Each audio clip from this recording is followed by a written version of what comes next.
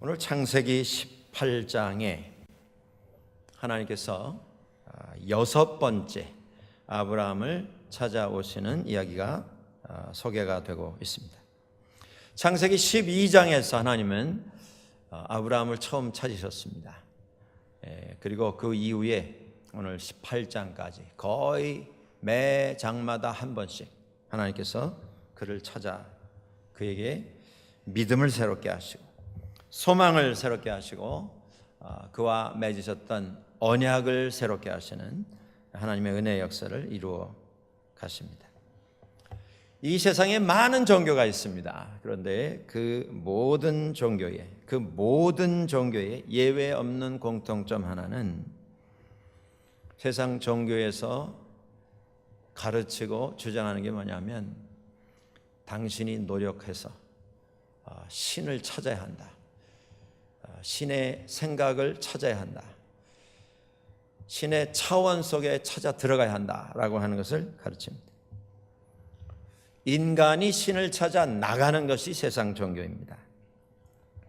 많이 참고 많이 희생하고 굶고 고생하고 고난을 자초하여서 여러 곳을 찾아 그 고난을 몸에 담다 보면 문이 열린다. 노력해라, 희생해라. 그래서 나온 말이 지성, 정성, 도를 닦고 무슨 예물을 드리는 이러한 것들이 세상에 나와 있습니다. 오늘 우리를 부르셔서 믿음을 가지게 해주신 하나님을 믿는 그 믿음은 그와 정반대의 모습을 우리에게 말씀해 주십니다. 하나님은 앉아서 기다리시고 사람이 희생과 예물과 노력을 통해서 그를 찾아오도록 하시는 분이 아니라 하나님은 인간을 찾아 내려오시는 분이십니다. 오늘 본문에서도 하나님께서 사람의 모습으로 아브라함을 찾아오셨습니다. 거기 세 사람이 나옵니다.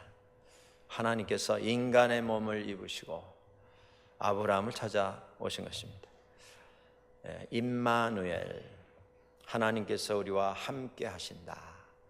다음 주일에 이제 성탄 시즌을 시작하는 대강절 첫 번째 주일을 우리가 맞이하게 되는데 하나님께서는 신약 성경에서만 예수 그리스도를 통해서 우리를 찾아오신 것이 아니라 구약 성경에서도 비천한 인간을 위하여 인간이 되시어서 아브라함을 찾아주셨던 하나님이신 것을 알 수가 있습니다. 아브라함을 찾아오셔서 아브라함에게 그가 의도하셨던 소식을, 그가 의도하셨던 계획을, 언약을 선포하시고 그리고 그냥 가셔도 될 터인데 오늘 그 말씀 속에 보면 내 아내 사라가 어디 있느냐, 사라를 찾으십니다. 사라는 어떤 여인입니까? 사라는 하나님 앞에서 은혜를 얻기에는 하자가 있는 인물입니다. 그는 자격이 없습니다. 불합격자입니다. 그런데 하나님께서 은혜 가운데 인간이 되셔서 아브라함을 찾으셨을 때 그 불합격자인 사라를 또 찾으십니다. 인간 가운데 오셔서 그 중에서도 실수가 있고 실패가 있고 하나님 앞에 고개 들기에 너무 죄송한 이런 삶의 흔적을 가지고 있는 사라를 일부러 찾아주셨습니다. 이것이 하나님께서 사라를 위하여 준비하신 하나님의 은혜의 선물입니다. 아브라함에게서 이스마엘이라고 하는 자식이 출생을 했습니다. 애굽의 여종 하갈을 취해서 아내로 삼고 지금 우리 나이에 무슨 소망이 있고 무슨 기대가 있어서 우리가 자식을 낳겠습니까? 저는 더더구나 이제 여인으로서 자식을 생산할 수 있는 모든 이런 시간이 다 지나가 버린 그런 사람입니다. 그러니까 나를 통해서가 아니라 애굽의 여종 하갈을 통해서 자식을 낳으십시오. 당신의 아들이면 되는 거지 꼭 나를 통해서 낳는다라고 하는 건 우리가 너무 인간적인 어떤 계약에 매이는 게 아니겠습니까? 어떻게 들으면 대단히 그럴듯한, 대단히 사라가 양보하고 희생하고 남편을 위해서 또 하나님의 뜻을 위해서 자신을 내려놓는 듯한 이런 말로 들립니다마는 사라는 그 절반의 진실, 그것을 마치 온전한 진실인 것처럼 하나님의 계획인 것처럼 포장을 해서 남편에게 그런 제안을 했고, 그래서 태어난 것이 이스마엘이었습니다. 그러나 이스마엘은 하나님의 은혜의 계획 속에 들어오지 못한 그런 자식이 되었습니다. 사라가 먼저 생각을 하고 먼저 남편 아브라함에게 이것을 제안을 하고, 그래서 이런 결과가 생겼습니다. 이것이 마치 천지창조 이후에 에덴 동산에서 일어났던 첫 번째 부부에게 생겼던 하나님 앞에서의 불순종의 모습과 많이 닮아 있는 것을 볼 수가 있습니다. 하와가 먼저 선악과를 보면서 시험에 들었습니다. 그것을 취해서 먹었습니다. 그리고 아담에게도 주어서 아담으로 그것을 취해서 먹게 했습니다. 사라는 이런 면에서 하나님 앞에 뭐 그렇게 칭찬을 들을 만한, 적어도 하나님 앞에 아니 오셨습니까? 너무 반갑습니다. 너무 감사합니다. 뛰어나가서 주님을 맞이할 만한 그런 마음의 준비가 되어 있지 않은 상태였습니다. 그런데 그럼에도 불구하고, 이게 중요합니다. 그럼에도 불구하고 하나님은 사라를 찾아주셨습니다. 이게 성경에서 말씀하는 믿음에 있어서 핵심, 믿음에 있어서 주어라고 할 수 있는 은혜라고 하는 단어의 뜻입니다. 내가 한 게 없습니다. 내가 해놓은 것 다 끌고 와서 내놓고 쌓아놓을지라도 그것으로 내가 은혜를 얻을 만한 요만큼의 공로도 자격도 찾을 수가 없습니다. 그런데 그럼에도 불구하고 그 부족한 사람을 위해서 은혜를 베푸시는 분, 그분이 하나님이십니다. 그것이 하나님의 우리를 향하신 사랑입니다. 시편 103편 10절에 이런 말씀이 나옵니다. 우리의 죄를 따라 처치하지 아니하시고 우리의 죄악을 따라 갚지 아니하셨으니 이는 하늘이 땅에서 높음같이 그를 경외하는 자에게 그 인자하심이 크심이로다.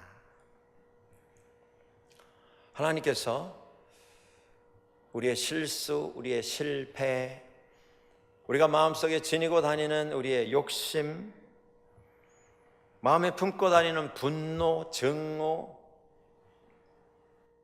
이 모든 것을 있는 그대로 다 심판을 하셔서 우리를 다스리신다면 우리는 아마 10번, 아니 100번, 1000번을 죽어도 다 그 잘못을 감당할 수 없는 그런 존재일 것입니다.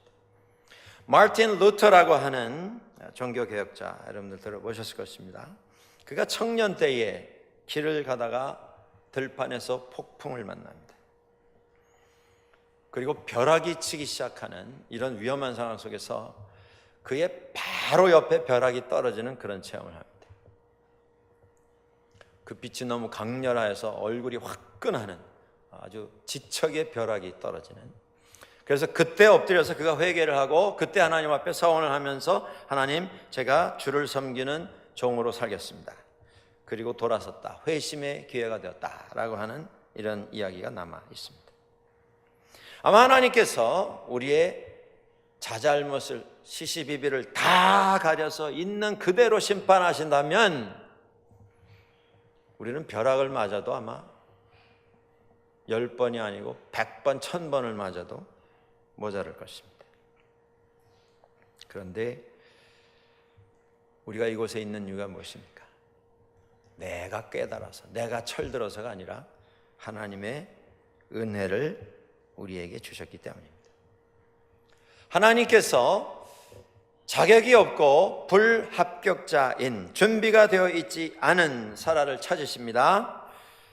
그리고 나서 그에게 은혜의 선포를 하십니다.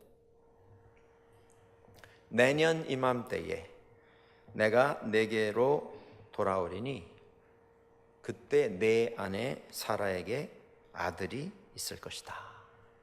하나님께서 선포를 하셨습니다. 이 하나님의 은혜의 계획을 막을 사람은 세상에 아무도 없습니다. 하나님 앞에까지 나와서 하나님, 이 죄는 너무 커서 하나님 앞에 들고 나올 수가 없습니다. 그런 죄는 세상에 존재하지 않습니다. 하나님 앞에 나왔는데 너무 죄송해서 하나님 꺼내놓을 수가 없습니다. 너무 흉악해서 하나님, 저는 하나님 앞에 용서받을 수 없는 죄인입니다.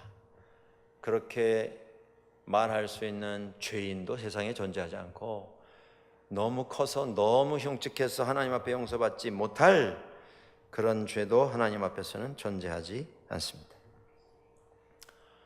하나님의 은혜는 하나님께서 택하신 모든 자들을 한 사람도 빠짐없이 다 부르셔서 구원하시고 하나님의 영생에 동참하게 하시는 것, 그것이 하나님의 은혜의 계획입니다. 사라가 아무리 허물이 많더라도 하나님의 계획 앞에는 허물이 많다고 하는 그것이 사라로 하여금 하나님 앞에 나올 수 없는, 죄가 많다고 하는 그것이 하나님께서 그에게 찾아오실 수 없는 이런 조건이 되지 못한다라고 하는 것입니다. 우리도 마찬가지입니다. 하나님은 오늘도 우리를 찾아오십니다. 찾아오실 때 아브라함처럼 자리에서 일어나서 주님을 맞으러 나아가는 사람이 되는 우리가 다 될 수 있기를 주의 이름으로 간절히 축원합니다. 주님께서 오셔서 은혜로 사라를 찾으셨고 그에게 약속을 선포하셨습니다. 그런데 그때 사라가 어떻게 반응했는가? 오늘 본문 12절 이하에 그런 표현들이 나옵니다. 사라가 속으로 웃었다. 속으로 웃었다. 내가 지금 내 나이가 이때 하나님께서 내년 이맘쯤에 내가 다시 오겠는데 그때 내게 아들이 있으리라 하셨던 그때에 사라는 89세였습니다. 아브라함과 10살 차이가 납니다. 아브라함이 100세의 아들을 얻었는데 사라는 90세가 되어서 어머니가 되었습니다. 내가 늙었고 내 주인도 늙었고 그러므로 내게 무슨 소망이 있고 무슨 가능성이 있겠는가? 내게 무슨 즐거움이 있으리요? 그가 속으로 웃었습니다. 하나님께서 내가 왜 웃느냐 이렇게 말씀하시고 지적을 하셨습니다. 사라가 무슨 폭소를 터뜨린 게 아닙니다. 속으로 웃었습니다. 왜 웃었으리라 여러분들 생각하십니까? 웃음에는 여러 가지 의미가 있습니다. 제가 이 말씀 준비하면서 한국말 표현에 이 웃음을 표현하는 단어들이 몇 개나 되나 그래가지고 한번 공부를 해봤습니다. 사전도 찾아보고 컴퓨터도 제가 한번 서치를 해봤습니다. 놀라운 것은 한국의 웃음을 표현하는 한국말에 웃음을 표현하는 단어들이 100개가 넘습니다. 100개가. 그러니까 한국말처럼 이렇게 어떤 상태를 표현하는 다양한 단어를 가지고 있는 그런 언어가 세상에 없는 것 같습니다. 100개가 넘습니다. 100개. 여러분들 영어의 웃음을 표현하는 표현이 몇 개나 될까요? 한 10개? 그 앞에 그나마 또 다른 형용사를 붙여서. 근데 제가 이 단어 공부를 하면서 저도 처음 보는 단어가 얼마나 많은지 모르겠습니다.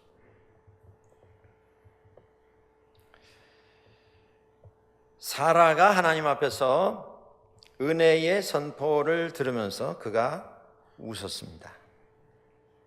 그는 감추고 싶어서 속으로 웃었습니다. 근데 하나님께서 그걸 아셨습니다. 그의 웃음은 어떤 웃음일까요? 우리 인간에게 있어서 웃음은 참 중요한 감정 표현이 됩니다. 웃음에 대해서 어떤 분들이 이렇게 써놓은 글을 봤습니다. 이 환하게 웃는 것, 즐거워서 웃는 것, 기쁨으로 웃는 것, 꾸미지 않고 남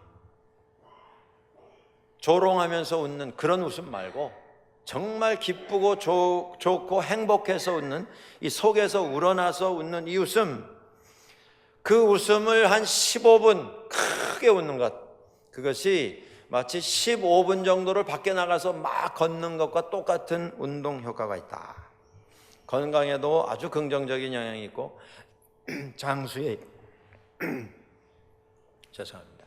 장수의 비결이다. 그런 말을 합니다. 사라가 어떤 웃음을 웃었겠는가? 제가 카나다와 살면서 저도 경험을 했습니다만은 제 자신도 그런 상황 속에 있어 봤습니다만은 주변에 있는 우리 백인 이웃들, 친구들, 또 동역자들 이렇게 대화하는 중에 이런 질문을 받습니다. 왜 한국 여성들은 질문을 하면 웃기만 하냐? 대답은 안 하고. 그런 질문을 받은 때가 있습니다. 근데 제가 그 질문 받으면서 속이 뜨끔했습니다. 왜냐하면 저도 웃은 적이 있거든요. 아마 여러분들도 그러셨을 거예요. 그런데 그때 왜 웃으셨습니까? 좋아서? 행복해서? 여러분들은 모르겠습니다. 근데 저는 왜 웃었냐면 영어 소통이 좀 곤란해서 뭐라고 했는데 지금 뭐라고 하는지 확실히 모르겠어요. 그리고 딴 데도 쳐다볼 수도 없고 못 들은 채 할 수도 없고 뭐라고요? 묻기는 좀 미안하고 또 뭐라고요? 묻는 말을 뭐라고 하더라가 막 머리에서 복잡하고 그러니까 뭐 할 게 뭐가 있습니까? 그냥 웃는 거죠. 그래서 오해도 생깁니다. 이 여인이 나에게 관심이 있나 보다. 내가 뭐라고만 하면 그냥 방긋방긋 웃는데 부끄러워서 웃습니다. 곤란해서 웃습니다. 이게 뭡니까? 영혼이 없는 웃음입니다. 생각이 따라가지 않는 얼굴로만 웃는 임기응변을 위해서 웃는 웃음. 우리가 세상에 살면서 우리에게 미소가 있을 수 있습니다. 이건 그냥 조용히 웃는 것이죠. 자그맣게 웃는 것입니다. 아마도 사라의 웃음이 미소가 아니었겠나. 혹은 실소, 웃지 않아야 되는데 웃음을 참을 수가 없어서 나오는 그 웃음, 실소. 조소, 비소, 조롱하면서 웃는, 비난하면서 웃는 부정적인 웃음도 있습니다. 그런가 하면 파안돼서 박장돼서 한박웃음, 긍정적이고 마음에서 우러나오는 좋아서 웃는 그런 웃음도 있습니다. 제가 보기에 사라는 아마 미소 아니면 실소였던 것 같습니다. 웃으면서 속으로 웃었다 이렇게 나오지 않습니까? 웃으면서 아마 그 마음속에 이렇게 이야기한 것 같습니다. 에이 하나님, 이 나이에 무슨 제가 내일이면 이제 90인데 하나님, 에이. 그는 믿음의 조상이라고 하는 남편을 따라 25년 위대한 믿음의 여정을 걸어왔던 여인입니다. 그런데 그 마음속에 왜 이런 생각을 품게 되었겠습니까? 매튜 헨리라고 하는 성경학자는 이 부분을 이렇게 진단을 합니다. 사라는 이 일에 있어서 제2차적인 원인만 생각하고 제1차적인 원인은 생각지 않았기 때문에 이렇게 판단한 것이다. 2차적인 원인이라고 하는 것은 아브라함, 사라의 인간적인 능력, 인간적인 한계, 인간적인 상황에 대한 판단입니다. 1차적인 원인이라고 하는 것은 인간적인 판단이 아니고 하나님의 능력, 하나님의 계획, 하나님께서 이루시는 하나님의 약속. 2차적인 이런 판단 기준을 가지고 우리가 세상을 볼 때에 우리가 넘지 못할 것이 더 많습니다. 이루지 못할 것이 더 많습니다. 아무리 노력하고 마음으로 아무리 소원을 해도 우리 힘으로 능력으로 이룰 수 없는 일들이 더 많습니다. 그런데 1차적인 원인, 하나님의 능력, 하나님의 계획, 하나님의 은혜의 역사 안에서는 모든 것이 가능합니다. 다음 주일부터 우리가 대강절을 시작합니다. 성탄을 준비하게 됩니다. 누가복음에서 하나님께서 천사를 보내셔서 예수 그리스도의 육신의 어머니인 마리아를 만나게 하셨습니다. 그리고 마리아에게 이렇게 선포하셨습니다. 내가 아들을 낳으리라. 이 여인은 결혼도 아직 하지 않았습니다. 남편도 없습니다. 같이 사는 사람도 없습니다. 그렇기 때문에 주님 앞에서, 주님의 이 은혜의 선포 앞에서 당황했습니다. 주님, 이것은 불가능합니다, 저에게는. 근데 천사가 마리아에게 말씀합니다. 성령이 내게 임하시고 지극히 높으신 이의 능력이 너를 덮으시리니 내가 잉태하여 아들을 낳을 것이라. 인간의 상식, 인간의 지성, 인간의 이성, 인간의 전통, 아무리 달고 재고 따져보아도 이건 절대 불가능합니다. 그게 2차적인 원인을 가지고 우리가 만들어내는 결론입니다. 그건 옳은 결론입니다. 우리 인간의 한계 속에서는. 그러나 하나님께서 지극히 높으신 이의 능력이 너를 덮으시리니, 인간으로서는 할 수 없지만 하나님의 능력이 너와 함께 하시고 하나님의 은혜가 내게 임하시게 될 때에 내가 아들을 낳을 것이다 라고 선포하셨습니다. 그때 마리아가 어떻게 대답했습니까? 주의 계집종이오니 말씀대로 내게 이루어지이다. 내게 이루어지이다. 여러분, 이게 차이입니다. 사라와 마리아의 차이. 마리아는 2차적인 이런 기준으로는 전혀 불가능하지만 하나님께서 이루시니 저는 순종하겠습니다. 사라는 2차적인 원으로는 전혀 불가능하기 때문에 이 일은 제게 일어나지 않을 것입니다. 무엇이 차이입니까? 똑같은 상황입니다. 상황은. 그런데 우리의 초점이 어디에 있는가? 인간의 능력이 아니라 하나님께 달려 있음을 깨달을 때에 우리는 이 믿음을 고백할 수가 있습니다. 우리 인간의 삶에 내 힘으로 안 되는 게 더 많습니다. 사실 저를 포함해서 우리 모두의 삶 한번 돌아보십시오, 여러분. 매일 감당하는 일 가운데 내가 할 수 있는 일이 내 능력으로, 내 지식으로 할 수 있는 일이 몇 가지나 되겠는가? 가장 기본적인, 가장 1차적인 몇 가지 빼고는 사실은 할 수 있는 일이 그렇게 많지 않습니다.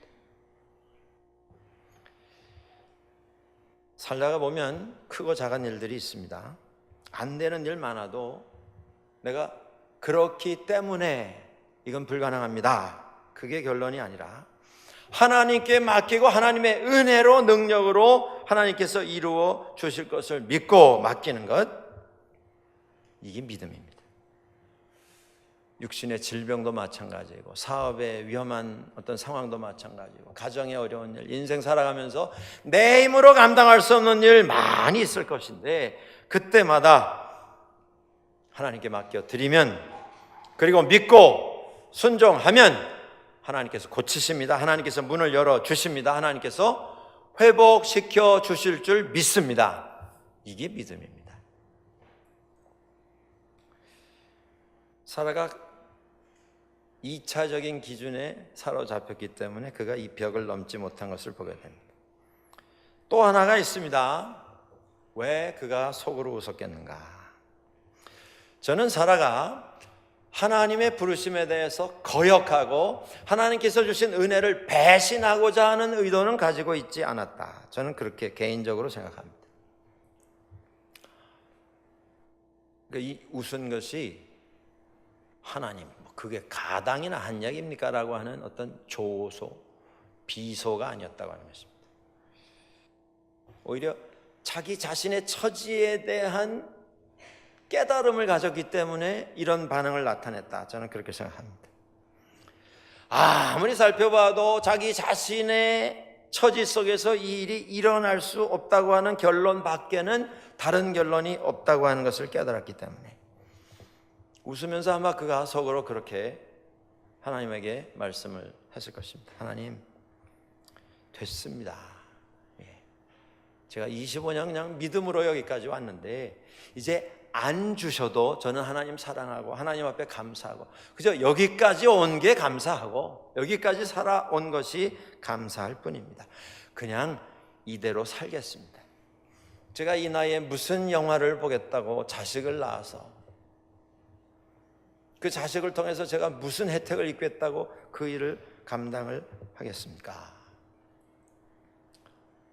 그러면서 마음 한구석에 혹 25년 전이었으면 또 제가 혹시라도 하는 이런 소망을 가질 수도 있었겠으나 이제 내일이면 90인데 하나님 괜찮습니다. 저를 그렇게 위로하지 않으셔도 괜찮습니다. 그런 생각이 아니었겠나 저는 개인적으로 한번 생각을 해봅니다. 그래서 웃는 것입니다. 하나님, 그래서 지그시 웃으면서 저는 지금도 감사합니다.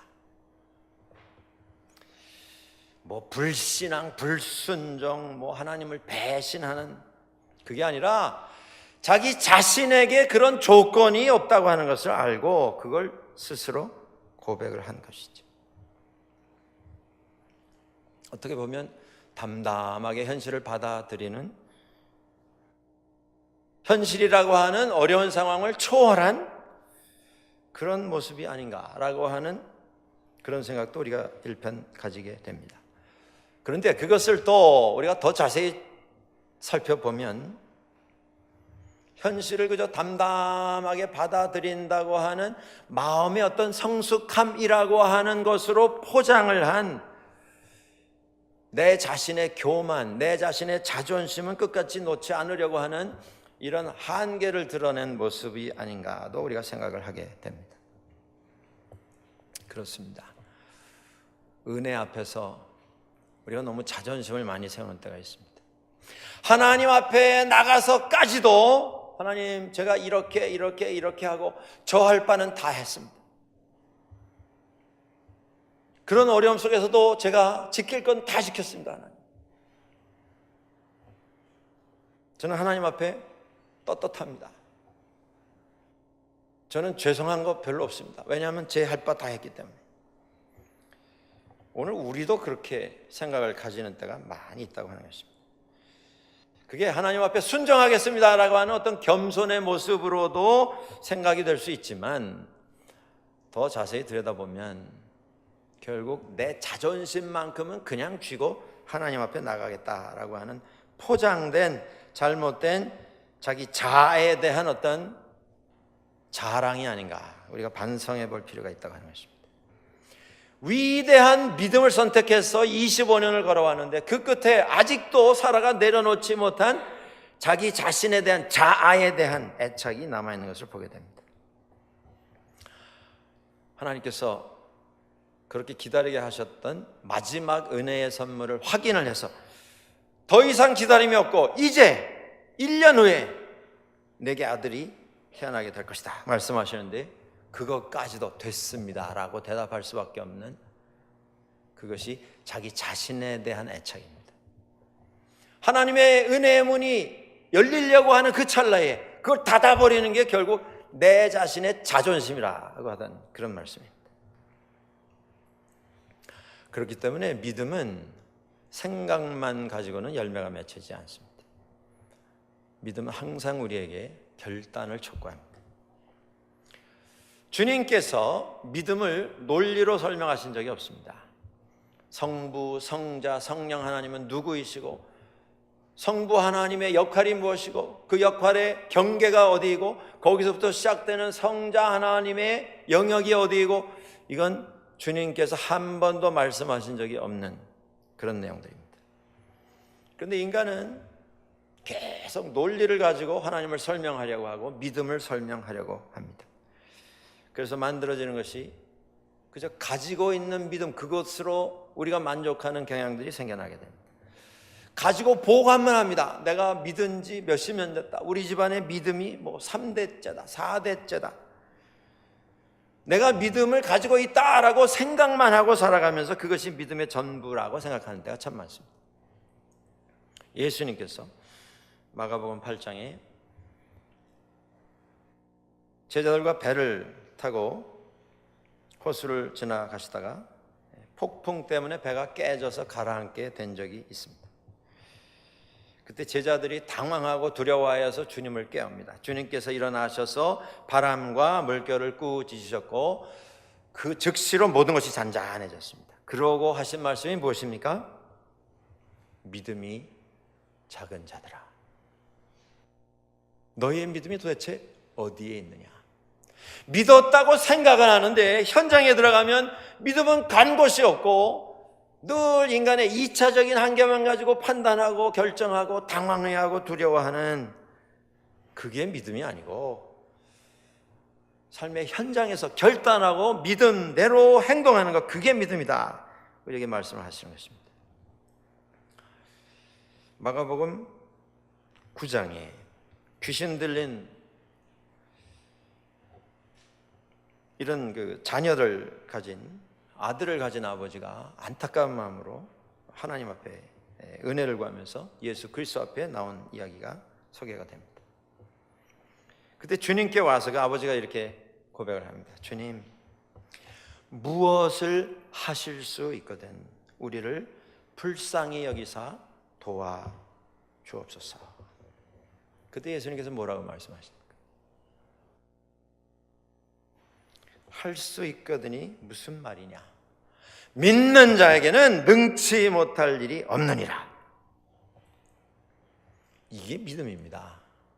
그냥 생각만, 알고만 있고 내가 가지고 있다라고 내 자신에 대해서 자부심은 가지고 있으나 현실에서는 그냥 논리로, 이론으로 저 뒤쪽에 어느 한 구석에 자리만 잡고 있는, 그게 믿음이 아니고 주님 앞에 나와서 다 맡겨드리고 그리고 말씀대로 순종해 살아가는 것, 그게 믿음이다, 주님께서 말씀합니다. 그 아버지가 고백했습니다. 내가 믿나이다. 나의 믿음 없음을 주님 도와주시옵소서. 그 아들이 회복을 받았습니다. 상황 속에서 행동하는 것이 믿음입니다. 믿음은 사는 것입니다. 믿음은 순종하는 것입니다. 움직이는 것입니다. 내 능력으로 되지 않는 것도 하나님께 맡기고 하나님께서 이 암담한 상황 속에서 나에게 어떻게 행동하기를 원하시는가, 그것을 찾아서 행동하는 것.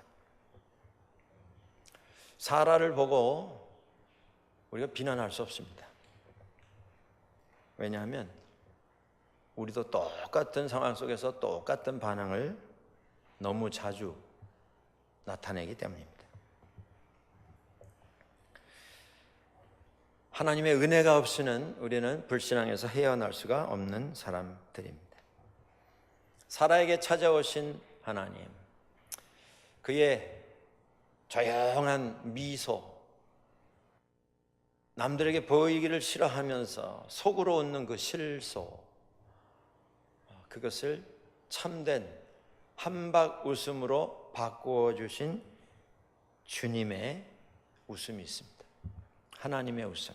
그 하나님의 웃음은 오늘 본문 10절, 14절 두 번 반복이 돼서 나오는 그런 선포에서 우리가 찾아볼 수가 있습니다. 내년 이맘때 내가 내게 반드시 돌아오리니 내 아내 사라에게 아들이 있으리라. 또 말씀합니다. 기한이 이를 때에 내가 내게로 돌아오리니 사라에게 아들이 있으리라. 부족하지만, 준비가 되어 있지 않았지만 하나님께서는 말씀으로 사라를 회복을 시켜 주십니다. 어떻게 우리가 믿음 안에서 제 자리를 찾아갈 수 있을 것인가? 무슨 다른 노력으로 되지 않습니다. 하나님의 말씀을 붙잡을 때에 우리는 순종의 자리, 믿음의 자리로 다시 찾아갈 수가 있습니다. 이게 중요한 것입니다. 성경은 우리에게 말씀합니다. 믿음은 들으면서 난다. 무엇을 들으라는 것입니까? 하나님의 말씀을 들을 때. 믿음은 들음에서 나며 들음은 그리스도의 말씀으로 말미암았느니라. 주의 말씀을 가까이 두고 살아야 합니다. 주의 말씀에 귀를 기울이며 살아야 합니다. 여러분, 이 세상에 말이라고 하는 것이 얼마나 많습니까? 소문이라고 하는 것이 얼마나 많습니까? 인간마다 다 다른 의견이 얼마나 많이 있습니까? 안타까운 것은 귀를 기울이면 그 모든 말들이 다 사실로 느껴지는 때가 옵니다. 그런 말들에 귀를 기울일 것이 아니라 하나님의 말씀에 귀를 기울여야 합니다. 잘못된 성경 말씀 가르치는 이런 논리, 이런 주장에도 귀를 기울이고 계속 듣다 보면 그게 믿어지기를 시작합니다. 그게 인간입니다. 그런 것에 귀를 기울일 것이 아니라 하나님의 말씀에 귀를 기울일 수 있어야 합니다. 우리가 신앙 안에서 고민하고 신앙 안에서 방황하게 되는 이유가 무엇입니까? 하나님의 말씀은 간 곳이 없고 인간의 논리, 인간의 이론, 인간의 지식, 2차적인 원칙만 가지고 상황을 판단하려고 하는 우리의 경향 때문입니다. 올해 초에 우리가 시도를 처음 했습니다. 100일 성경 통독, 100일 동안 성경을 한번 일독을 해보자. 우리가 작년 이맘때 그것을 계획을 하면서 많은 분들이 좀 반신반의, 내가 평생 통해서 일독한 것도 기억이 안 나는데 이게 과연 되겠는가? 100일 동안. 근데 시도를 했는데 많은 분들이 100일에 일독을 마쳤습니다. 내년에 저희가 연초에 다시 시작하려고 합니다. 1월 2일부터 초 이틀부터 저희가 다시 시작하려고 합니다. 여러분들 이번 기회를 잘 좀 활용하셔서 동참들 작년보다 더 많이 하시고 작년에 하셨던 분들 또 하십시오. 매년 주님의 말씀 더 가까이 나아가는 이런 경험들을 우리가 가질 수 있게 되길 바랍니다. 주의 말씀 붙잡을 때에 우리는 주님의 자리로 다시 나아갈 수가 있습니다. 다시 한번 기억하시기 바랍니다. 우리가 살면서 가지는 웃음은 어떤 웃음입니까? 우리는 어떤 웃음을 갖기를 원하고 있습니까? 어떤 분이 이런 문구를 적은 것을 본 적이 있습니다. 믿음의 사람들, 마음에는 믿음을, 얼굴에는 웃음을. 믿음의 웃음을 회복받는 우리가 될 수 있기를 원합니다. 기쁨의 웃음, 승리의 웃음을 가지고 세상을 향하여 웃음을 선물할 수 있는 우리가 될 수 있기를 원합니다. 혹 포기하고 싶은 상황 속에 서 계십니까? 자포자기할 수밖에 없는 그런 상황 속에서 여러분들 고민하고 계십니까? 혹 스스로 그냥 위로하면서 자기 만족 속에 하나님 됐습니다, 저는 그냥 이러고 살겠습니다, 그것이 결론이 되어 있는 이런 상황에 서 계시지는 않습니까? 우리는 노력해봐야 미소 아니면 실소, 거기서 머물 뿐입니다. 그러나 우리 한계를 보시면서도 환히 웃으시는 은혜의 웃음을 하나님께서는 우리에게 허락을 해주십니다. 그 안에 들어가셔서 기쁨과 승리의 웃음을 발견하고 그 웃음을 가지고 세상을 살아가는 우리 모두가 될 수 있기를 주의 이름으로 간절히 축원합니다. 기도하겠습니다.